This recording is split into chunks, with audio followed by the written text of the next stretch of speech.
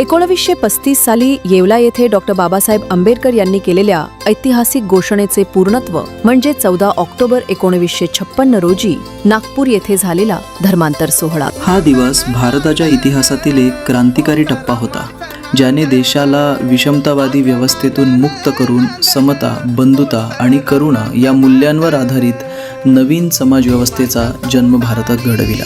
या क्रांतीचे स्मरण आणि त्या मूल्यांचे चिंतन, आचरण व जोपासना म्हणून प्रबुद्ध टीव्ही आयोजित करीत आहे राज्यस्तरीय धम्मदीक्षा गौरव ऑनलाईन महापरीक्षा 2025. या स्पर्धेची वैशिष्ट्ये पुढील प्रमाणे: सर्वोत्तम कामगिरी करणाऱ्या 10 स्पर्धकांना एकूण 41,000 रुपयांची बक्षिसे, सर्व सहभागींना राज्यस्तरीय ई प्रमाणपत्र, सर्वांना मोफत डिजिटल अभ्यास साहित्य.